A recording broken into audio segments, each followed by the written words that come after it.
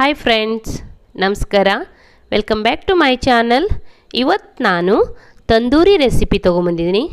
ಸೂಪರಾಗಿರೋ tandoori recipe. ನಾನು ಮಾಡ್ತಾಯಿರೋದು ಲಬ್ಸ್ಟರ್ ತಂದೂರಿ.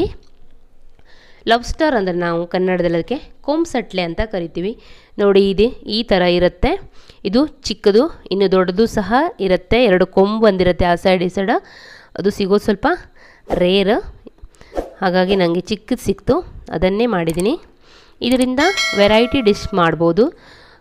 ಕರಿ ಮಾಡ್ಬೋದು, ಫ್ರೈ ಮಾಡ್ಬೋದು, ಹಾಗೆ ವೆರೈಟಿ ಮಾಡ್ಬೋದು. ನಾನು ಇವತ್ತು ತಂದೂರಿ ಮಾಡ್ತಾಯಿದ್ದೀನಿ. ಯಾವ ರೀತಿ ನಾನು ತಂದೂರಿ ಮಾಡಿದೆ ಅಂತ ನಿಮ್ಮ ಜೊತೆ ಶೇರ್ ಮಾಡ್ಕೊಳ್ತಾ ಇದ್ದೀನಿ. ಇದನ್ನು ತಂದೂರಿ ಮಾಡೋ ಮೊದಲು ಇದ್ರ ಬೆನಿಫಿಟ್ಸ್ ಅಂತ ತಿಳ್ಕೊಳ್ಳುವ. ಇದರಲ್ಲಿ ತುಂಬ ಬೆನಿಫಿಟ್ಸ್ಗಳಿದೆ. ಇದರಲ್ಲಿ ಹೆಚ್ಚಾಗಿ ಪ್ರೋಟೀನ್ ಅಂಶ ಇದೆ, ಹಾಗೆ ವಿಟಾಮಿನ್ ಇದೆ, ಮಿನರಲ್ಸ್ ಇದೆ, ಮತ್ತು ಡಯೆಟ್ ಮಾಡೋರಿಗಂತೂ ತುಂಬ ಸೂಪರಾಗಿದೆ. ವೆಯ್ಟ್ ಲಾಸ್ ಆಗುತ್ತೆ. ಹಾಗೆ ಹಾರ್ಟ್ ಡಿಸೀಸ್ಗೂ ತುಂಬ ಒಳ್ಳೆಯದು. ಕ್ಯಾನ್ಸರ್ ಕಾರಕವೂ ಹೌದು. ಎಷ್ಟೊಂದು ಒಳ್ಳೆ ಬೆನಿಫಿಟ್ಸ್ ಇದೆ ಇದರಲ್ಲಿ. ಒಮ್ಮೆ ತಿಂದಿಲ್ಲ ಅಂದರೆ ಟ್ರೈ ಮಾಡಿ ನೋಡಿ. ಮಾರ್ಕೆಟಲ್ಲಿ ಯಾವಾಗಾದರೂ ಸಿಕ್ಕಿದರೆ ತಂದು ತಿಂದು ನೋಡಿ. ತುಂಬ ಸೂಪರಾಗಿ, ಟೇಸ್ಟು ಸಹ ತುಂಬ ಸೂಪರಾಗಿದೆ. ನೋಡಿ, ಇದು ಇದು ಸ್ವಲ್ಪ ಕ್ಲೀನ್ ಮಾಡುವಾಗ ಗಟ್ಟಿ ಇರುತ್ತೆ, ನಿಧಾನಕ್ಕೆ ಕ್ಲೀನ್ ಮಾಡಬೇಕು. ನೋಡಿ, ಕ್ಲೀನ್ ಆಗಿದೆ. ಈಗ ಕ್ಲೀನ್ ಮಾಡಿ ತೊಳೆದು ಎತ್ತಿಟ್ಕೊಂಡಿದ್ದೀನಿ. ನಾನು ಇದನ್ನು ಮಧ್ಯದಲ್ಲಿ ಕಟ್ ಮಾಡ್ತಾಯಿದ್ದೀನಿ. ಅದರ ಮಧ್ಯದಲ್ಲಿ ಅದಕ್ಕೆ ಬೆನ್ನಿನ ಮೇಲೆ ಒಂದು ಸರಿ ಇರುತ್ತೆ, ಅದು ತೆಗಿಬೇಕು. ತೆಗೆಯೋ ವಿಡಿಯೋ ಮಿಸ್ ಆಗಿಬಿಟ್ಟಿದೆ. ಹಾಗೆ ಇದನ್ನು ಈಗ ಮ್ಯಾರಿನೇಷನ್ ಮಾಡೋಣ. ಇವಾಗ ಒಂದು ಲಿಂಬು ಕೊಡಿ ತಗೊಂಡು ಸ್ವಲ್ಪ ಲಿಂಬು ಜ್ಯೂಸನ್ನು ಹಾಕ್ಕೊಳ್ತಾ ಇದ್ದೀನಿ. ಹಾಗೆ ಒಂದು 1/4 ಟೀ ಸ್ಪೂನ್ ಅರಿಶಿನ ಪೌಡರ್,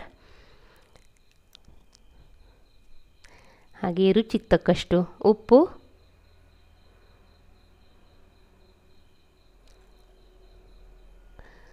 ಹಾಗೆ ಚಿಲ್ಲಿ ಪೌಡರನ್ನು ಆ್ಯಡ್ ಮಾಡ್ಕೊಳ್ತಾ ಇದ್ದೀನಿ 1/4 ಟೀ ಸ್ಪೂನ್. ಹಾಗೆ ಗರಂ ಮಸಾಲ ಪೌಡರ್ ಒಂದು 1/4 ಟೀ ಸ್ಪೂನ್. ಜಿಂಜರ್ ಗಾರ್ಲಿಕ್ ಪೇಸ್ಟನ್ನು ಆ್ಯಡ್ ಮಾಡಿದ್ದೀನಿ ನಾನಿಲ್ಲಿ. ಅದರ ವಿಡಿಯೋನೂ ಸಹ ಮಿಸ್ ಆಗಿಬಿಟ್ಟಿದೆ. ಅದನ್ನು ಹಾಕಿಬಿಟ್ಟು ಎಲ್ಲ ನೀಟಾಗಿ ಕಲಿಸ್ಬಿಟ್ಟು ಒಂದು ½ ಆನ್ ಅವರ್ ಮ್ಯಾರಿನೇಷನ್ ಮಾಡಬೇಕು. ಒಂದು ಅರ್ಧ ಗಂಟೆ ಹಾಗೆಯೇ ಬಿಡಬೇಕು ಅದನ್ನು.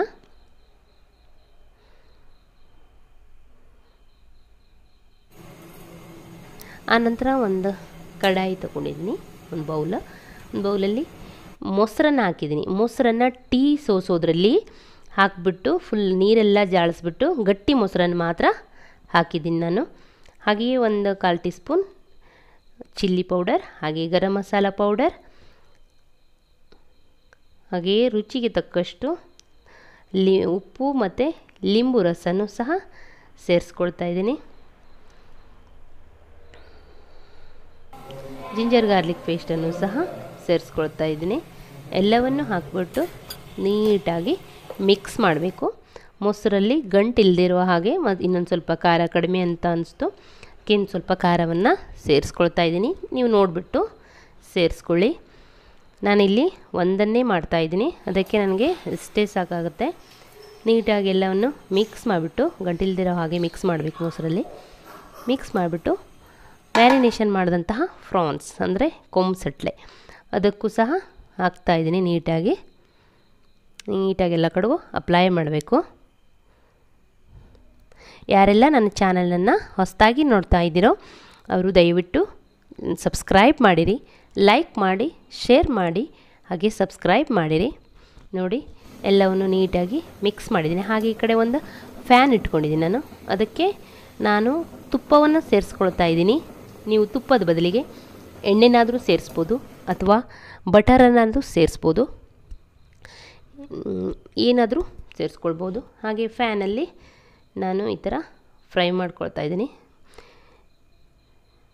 ಓವೆನ್ ಇಲ್ಲದಂತೆಯೇ ನಾವು ಮನೆಯಲ್ಲಿ ಸೂಪರಾಗಿರೋ ತಂದೂರಿಯನ್ನು ಮಾಡ್ಕೊಳ್ಬೋದು.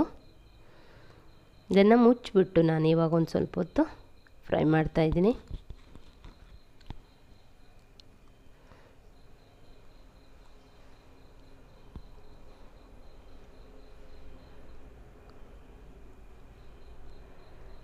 ನಾನು ಮಾಡುವ ಅಡುಗೆಗಳು ಇಷ್ಟವಾಗಿದ್ದರೆ ಲೈಕ್ ಮಾಡಿ, ಫ್ರೆಂಡ್ಸ್ ಆ್ಯಂಡ್ ಫ್ಯಾಮಿಲಿ ಜೊತೆಗೆ ಶೇರ್ ಮಾಡಿ, ಹಾಗೆಯೇ ಸಬ್ಸ್ಕ್ರೈಬ್ ಮಾಡಿರಿ. ಇದನ್ನು 4 ಅಂದರೆ ಎಲ್ಲ ಕಡೆಗೂ ಫುಲ್ ಮಗಚಿ ಫ್ರೈ ಮಾಡಬೇಕು. ಫುಲ್ ಎಲ್ಲ ಕಡೆನೂ ನೀಟಾಗಿ ಫ್ರೈ ಮಾಡ್ಕೊಳ್ಬೇಕು. ಅದು ಇದಾಗುತ್ತೆ ಅಂತ ನಾನು 2 ಸ್ಪೂನ್ ತೊಗೊಂಡು ಮಗಚ್ತಾ ಇದ್ದೀನಿ. ಪ್ರಾನ್ಸ್ ಸ್ವಲ್ಪ ಫ್ರೈ ಆಗ್ತಾ ಇರುವಾಗ ಬೆಂಡಾಗುತ್ತೆ, ಹಾಗಾಗಿ ಅದು ಸ್ವಲ್ಪ ಇದಾಗಿದೆ. ಚಿಕನ್ಗಿಂತ ತುಂಬ ಟೇಸ್ಟಿಯಾಗಿದೆ ಕೂಡ, ಈಸಿ ಮಾಡೋದು, ತುಂಬ ಸೂಪರಾಗಿ ಬರುತ್ತೆ.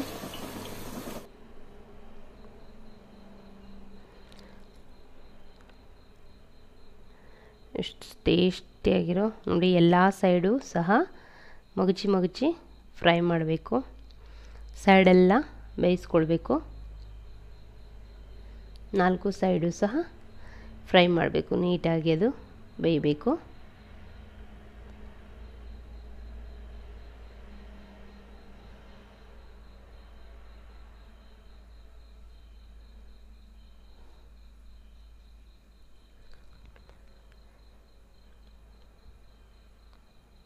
ಇವಾಗ ನೋಡಿ ರೆಡಿಯಾಗಿದೆ. ನನ್ನ ಹತ್ರ ಈ ಥರ ಗ್ರಿಲ್ ಇದೆ.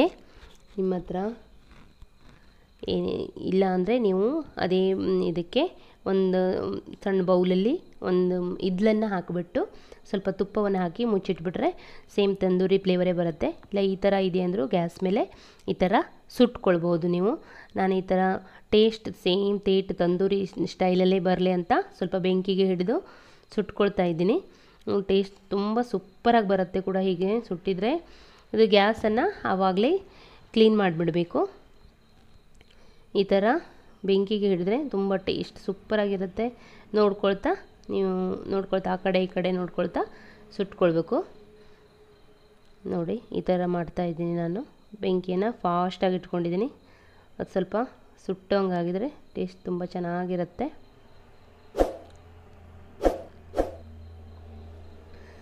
ಸೂಪರಾಗಿದೆ.